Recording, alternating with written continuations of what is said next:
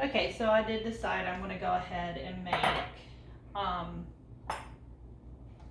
English muffins today. That way tomorrow maybe I can rest a little.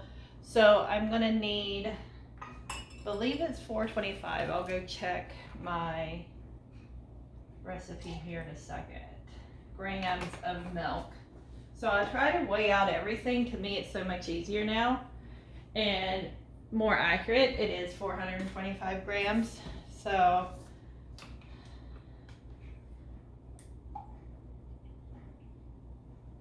and then I'm going to warm this up in the microwave for about a minute. 426, pretty much perfect. So I'm going to warm this up here in a second. First I'm going to mill my berries. So I'm going to need, I forgot, 500 grams total. And I'm using half hard white and half kamut. Helps if I zero. So I need about 250 grams of each. So again, this makes it super easy.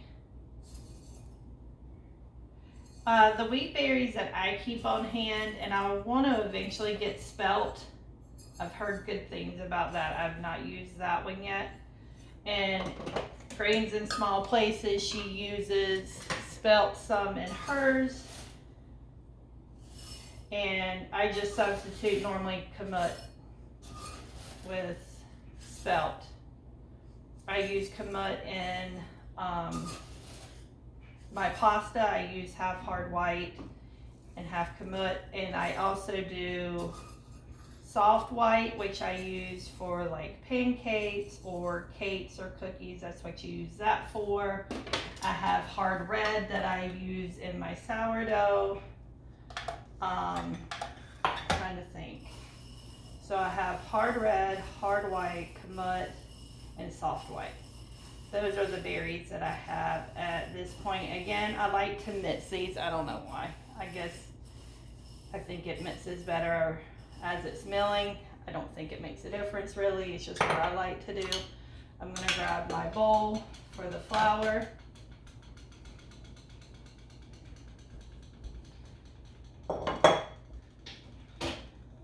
So turn this on. Sorry, it's gonna be super loud. I think you guys are a little crooked too. Let's see. There we go. Maybe not. All right, so first I turn on my mill, and then I add my baking.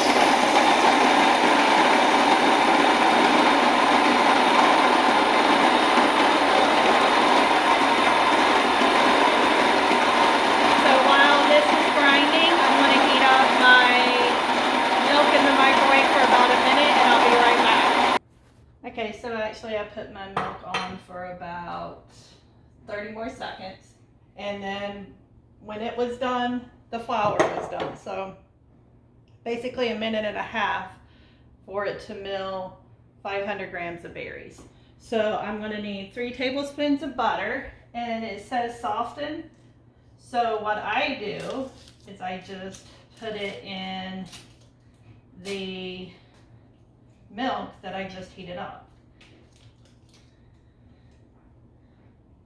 And I just cut it like in 4s lengthwise, and then I slice it.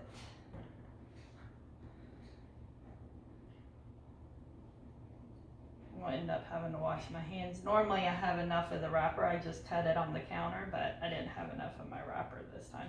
That's okay.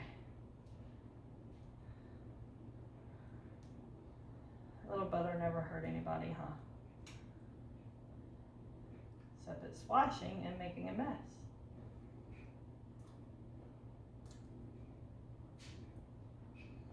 Okay, so there's my butter. It's softening.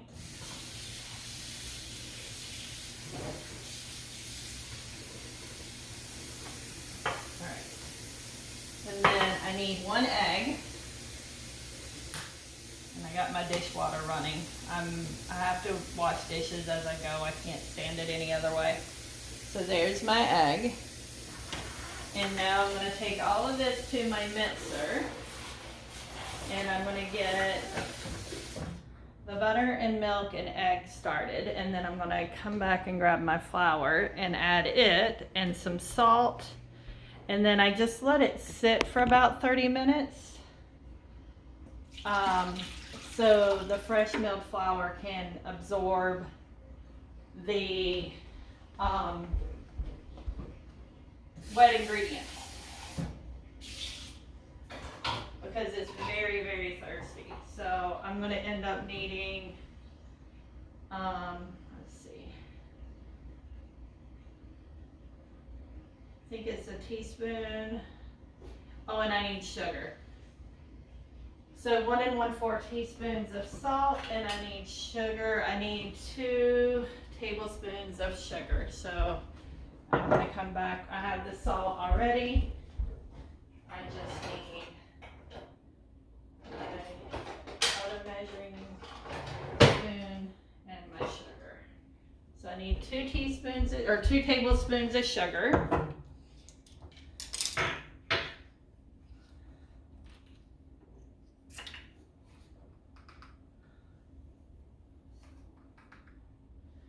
Some people use coconut sugar or other more natural sweeteners. I may get there one day, but for where I'm at right now, regular sugar is fine. I feel like I'm doing pretty good. That ran a little bit over, so I'm going to call that 1 1/4. Move these to the side, and we'll move this back in my microwave. Does anybody else talk to themselves like I do when I'm working? So I'm going to break up my egg.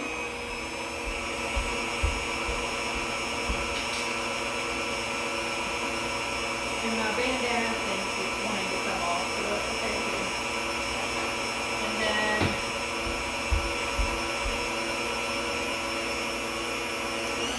once that's broken up, I'm going to add my flour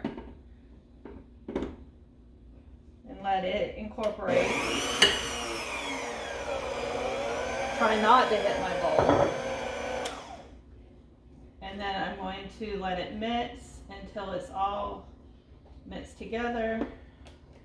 I got stuff everywhere, but that's okay. It's inside. So I'm just going to scrape down the sides, and I'm going to let this sit for at least 30 minutes, maybe an hour. Again, it's so the moisture can incorporate, and then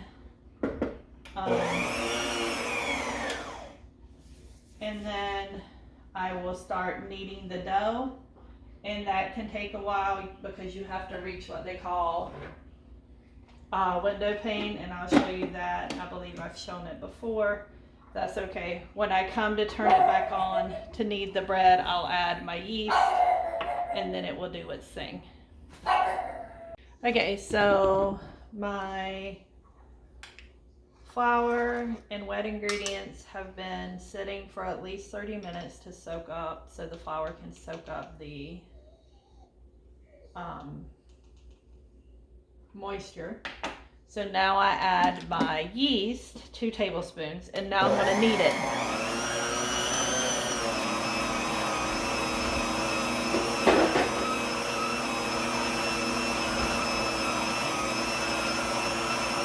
So this is going to go for about 20 minutes. I'll come, well, maybe not even that long. I'll see if I can time it. So it's about 10 till 11. So this will keep going until we reach window pane, and then I'll show you what that looks like. Okay, so we're going to check to see if it's reached window pane yet. So I just get my dough bunched up near me. And then you take and you stretch it, and it should stretch and not rip. So far, it's not looking too good. Let's see. Let's try another piece. All right, so it needs to go a little bit more. So I'm going to try to get as much off of my fingers as I can. Then I'm going to turn it back on for a few more minutes, and then come back and check it. Okay, I'm back. It's been a couple more minutes, and I got some stuff done during that time. So now I'm going to check, See if it's any better. So you see how I can pull it and it gets really thin, but it doesn't tear. So that means it's ready. Hopefully you can see that. Let's see. See? All right, so now I'm gonna take this off and I'll move it first and then I'll come back for you. And basically all I'm gonna do is, and that's not supposed to happen. So I need to figure out how to get that on tighter, or I need to reach out to the company and let them know, because that's the second time that has happened. So either it's user error, which is possible, or there's something going on with my machine. So if I can get my stand hooked up or set up, sorry. So now eventually I'll learn how to, what is that? Edit all of this stuff out. But for now, time is of the essence with me. So I don't have that much time. So I'm going to take my dough hook off and I scrape it, and it's going to go in my dishwater. And then I'm going to scrape all my dough. I was looking for Steve. See if he's here yet. He's not. He should be back soon from dropping the boys off. We've got snow now. It's starting to snow. It started off as a little bit of a mix, and now it's pretty much all snow. So it's supposed to snow the rest of the day and into tomorrow morning. So I don't think I'll have school. I don't know what Steve will do for work. We will see. So I'm just gonna, I've put a little bit of olive oil in my bowl, and then I took a napkin or a paper towel and rolled it around. You could use your fingers. I feel like a napkin or a paper towel does a better job of getting all the areas a little bit better than my hands, and then I don't have to clean oil off my hands, which is kind of hard to do even though I have Dawn dish soap. So this is messy. This is why I take my rings off. I don't make breads and stuff and keep my rings on, because stuff gets everywhere, I feel like. And it's very, very sticky. So I'm going to put this in my oven because I've got my sourdough dough and my proofer, and both won't fit, and I refuse to buy another proofer. I got that one on eBay for cheap, but they are not cheap. They're rather expensive. So I'll turn my oven on, like keep warm for a minute or two, and then I turn it off, and then that's a good enough temperature. And then I will be back in a few minutes if I can turn this off with my knuckle, and we'll be back. Okay, so my English muffin dough has risen. So I'm going to sprinkle a little bit of flour. You can use the freshly milled flour. This is just a store-bought flour. I put it in like a half-pint mason jar and took a nail and punched holes in the top. So I have like a flour shaker. A lot of times I do use fresh milled flour, but I had some store-bought flour that I needed to use. So that's what I'm doing. So I'm going to take this and put it on my floured surface. And then the thing that I have to remind myself is I can only, like, you roll it to like 3/4 of an inch. And I forget and roll it thinner. And then my English muffins are teeny tiny. I know you can't see me. I'm just putting water in my bowl so it doesn't harden and make it hard to clean, and I'm washing my hands. So, and I'm going to grab my bench scraper because I forgot to grab it earlier. So, I have this. I'm going to sprinkle a little bit of flour on top. And I'm going to put some on my hands. I don't always remember to do this either. But it can stick. So I decided to make these today, but you can make these and cook them today, cook them the same day, or you can put them in the fridge and cook them the next day. I think that's what I'm going to do. So in the winter time up here in New England, unless it's like freezy, I use the refrigerator or the porch. I have a covered porch as my refrigerator. So I'm gonna put these on the porch and bake them tomorrow, probably tomorrow morning, because I'm gonna venture we don't have school because it is already snowing. So I just get everything floured pretty good because these will stick if you don't. Again, just roll these to 3/4 of an inch. It's hard because normally I roll everything thinner because I make lots of different things and most things don't need to be 3/4 of an inch. So, fun fact, in this knuckle right here, from this knuckle to this knuckle on your pointer finger is about an inch. So I normally use that to help me measure. Now I'm going to take my flour and rub it on my cutter a little bit to help keep everything from sticking. So I push down and pull up. Don't twist. Push down, pull up. You're supposed to get about 12 of these. You won't right away, so we're going to have to put the dough back together and roll it out again. On my cookie sheet, I've got parchment paper, and over the parchment paper I have some semolina flour to keep them from sticking. So I just pull some of the dough away.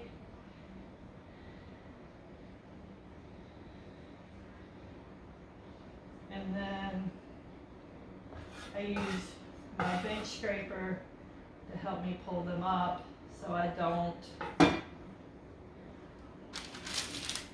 mess up the integrity of them too much. So I probably could have gone a little bit thicker, but that's okay. They'll rise and get thicker.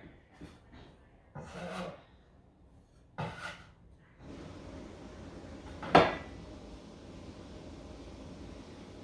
and a lot of big scrapers, and this one used to have it. It used to have measurements along the side, but mine's so old that they've all come off at this point. So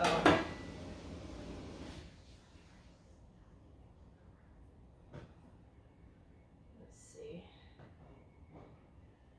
That one kind of wanted to mess up a little, but that's okay. So I just spread these out on my cookie sheet that's been lined with parchment paper and sprinkled with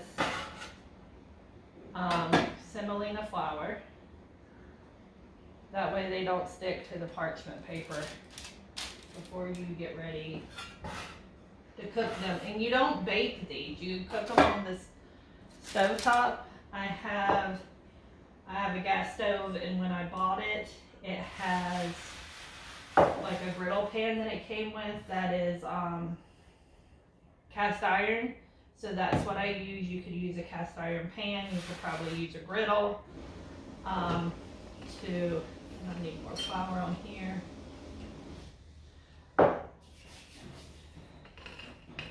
So again, like 3/4 of an inch thick. Again, they'll rise more, so some of those are a little thin. That's okay. For me and my family. I'm kind of a perfectionist, but some things I have to learn to let go. So I'm going to keep rolling these. I'm not going to get 12, so that tells me that I'm doing pretty good for my thickness on these. Sometimes I can only get like 8. So again, I just roll this, roll it in some flour, move my flour around. So I'm probably going to get a couple more, so that means I'm going to get about 10. So that makes me feel better about my thickness. And sometimes I have a baby one. And I have some of these already in the basement. I keep them down there because it's cooler and they don't go, they don't mold as quickly because it is cold down there. So normally I have one that's a little deflected compared to the others, but that's okay. So I ended up getting 10, not a super baby one this time, which is fine. So my thickness must have been pretty good. Let's see, maybe a little bit closer to a half, but that's okay. They'll plump up pretty good. So anyway, I'm gonna cover these up with saran wrap, put these on the porch, and I will bake them up tomorrow morning if we don't have school, or tomorrow afternoon if we do.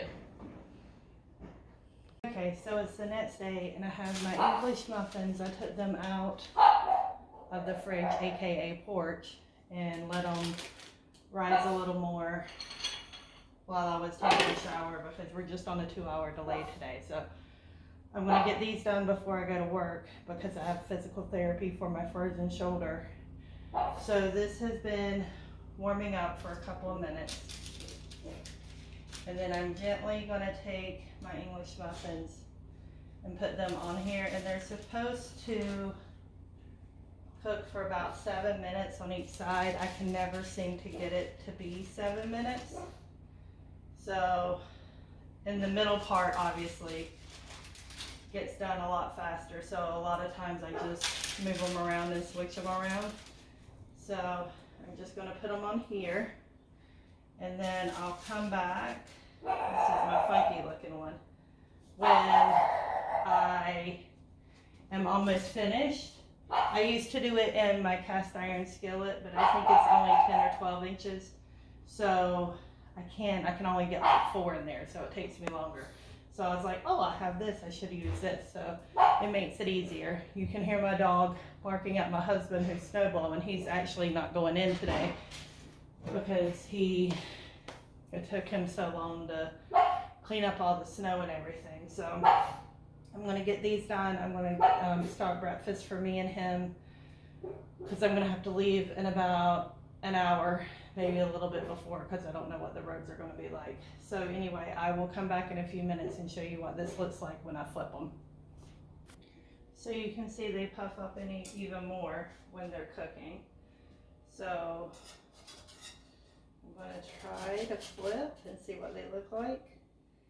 And if I flip it a little bit too early, that's okay. I just turn it back over a little bit later. But you can see how much, and I'll bring the camera in a second, how much faster the middle part cooks than the two ends.